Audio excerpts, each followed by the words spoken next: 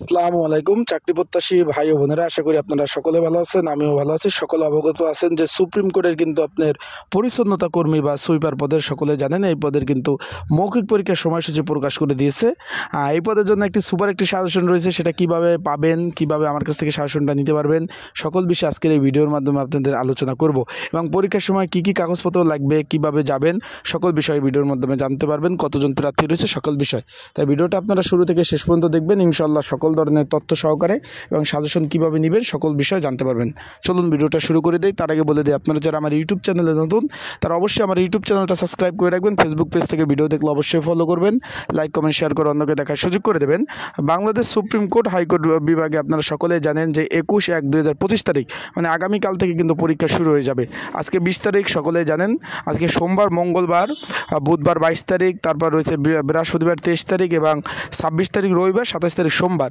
মোট এখানে কিন্তু পরীক্ষার্থী আপনার 1000+ কিন্তু পরীক্ষা অংশগ্রহণ করবেন। এখানে কিন্তু প্রতিদিন 240 জন করে পরীক্ষায় অংশগ্রহণ করবেন। এখানে শুধুমাত্র মৌখিক পরীক্ষা হবে। এখানে অনেকে জিজ্ঞাসা করছেন ভাই লিখিত হবে কিনা।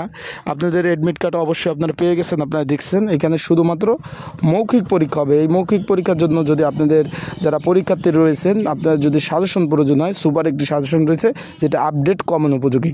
সাজেশনটা যদি প্রয়োজন হয়, স্ক্রিনের উপর যে হোয়াটসঅ্যাপ নাম্বার দেখতেছেন এবং ডিসক্রিপশন বক্সেও কিন্তু একটা নাম্বার রয়েছে, এই নাম্বারে কিন্তু আমার সাথে আপনারা যোগাযোগ করতে পারেন। যোগাযোগ করে যে কমন উপযোগী স্পেশাল এই সাজেশনটা আপনারা, সুপার সাজেশন যদি প্রয়োজন হয়, যারা পরীক্ষার্থী রয়েছেন তাদের যদি প্রয়োজন হয়, এই নাম্বারে যোগাযোগ করে আপনারা কিন্তু এই সাজেশনটা সংগ্রহ করে নিতে পারবেন। আর যারা অলরেডি আমার কাছ থেকে সাজেশনটা নিয়েছেন তারা কিন্তু এটা পড়তে থাকেন। এখানে কী কী কাগজপত্র লাগবে অলরেডি কিন্তু জানতে পেরেছেন, যে শিক্ষাগত যোগ্যতার সকল ধরনের সনদপত্র এবং অ্যাডমিট কার্ড, যে অ্যাডমিট কার্ডটা অলরেডি আপনারা ডাউনলোড করে ফেলছেন, এই অ্যাডমিট কার্ডটা লাগবে। তার সাথে কিন্তু আপনার এই সবগুলো কাগজপত্র 2 সেট করবেন ভাই।